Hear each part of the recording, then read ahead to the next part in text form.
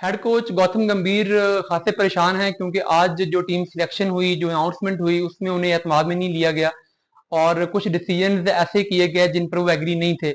और ना सिर्फ ये डिसीजंस बल्कि कुछ अरसे में बीसीसीआई ने उनके साथ मुसलसल जितनी भी कमिटमेंट्स की थी वो पूरी नहीं हुई। और कम से कम 5 ऐसी चीजें हैं जो कि गौतम के साथ एग्री किया गया था कि होगा और वो नहीं हुआ। तो वो चीजें कौन सी हैं? एक तो जो अभी रोहित शर्मा को कप्तान बनाया गया है इस ओडीआई सीरीज के लिए, और विराट कोहली भी इस सीरीज में खेल रहे हैं।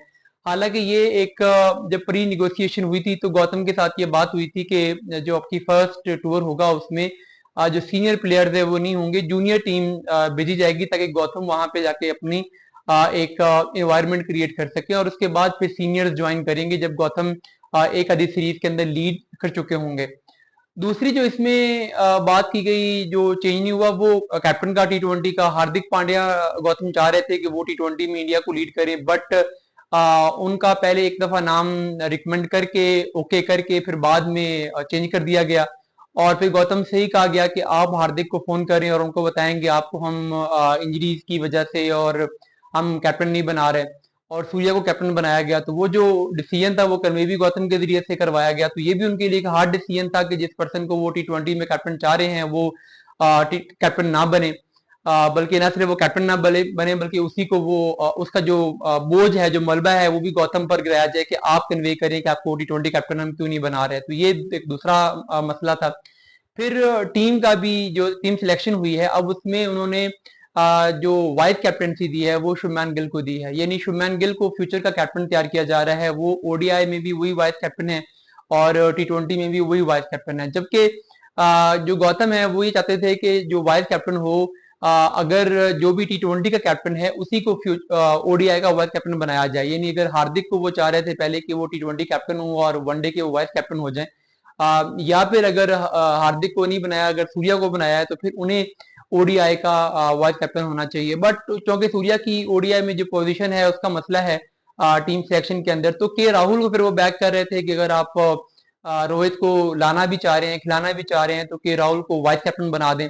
मगर वो भी उनकी बात उस तरीके से नहीं मानी गई और शुभमन गिल जो है वो आउट ऑफ नोवेयर कैप्टनसी के उम्मीदवार बन के आए हैं।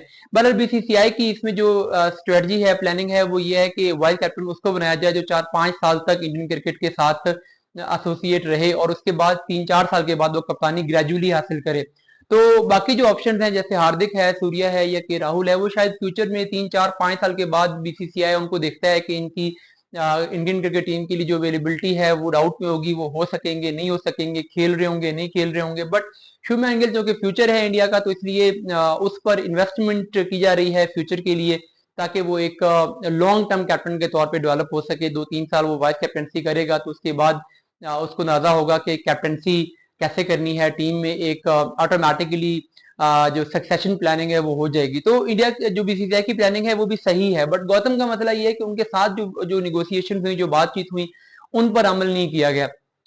फिर जो बाकी टीम सिलेक्शन था उसमें जैसे ऋषभ पंत हैं, उनको वो नहीं खिलाना चाह रहे थे, लेकिन जो रोहित शर्मा है उनके इंसिस्ट करने पर उनको टीम में शामिल किया गया। ये भी एक मसला था जिस पर गौतम खुश नहीं है। बहरहाल अब ये है कि गौतम को भी ये बात समझनी चाहिए कि वो हेड कोच हैं, वो चीफ सेलेक्टर नहीं है, वो कैप्टन नहीं है। आल्दो के हेड कोच की अपनी एक सिलेक्शन कमेटी में होनी चाहिए, बाकी डिसीजन भी होनी चाहिए। और जैसे उन्होंने कोचिंग पैनल रिकमेंड किया था, बॉलिंग कोच भी उनकी मर्जी का नहीं आ रहा, तो लेकिन फिर भी इस सब के बावजूद जो उनकी कोर रिस्पॉन्सिबिलिटी है उन्हें उन पर फोकस करना चाहिए। जब वो परफॉर्म करना शुरू करेंगे तो आहिस्ता आहिस्ता चीजों पर ग्रिप और डिसीजंस के अंदर जो उनकी से है वो बढ़ती चली जाएगी और उनकी बात को ज्यादा माना जाएगा। बट इसके लिए पहले परफॉर्म करना और रिजल्ट देना जरूरी है।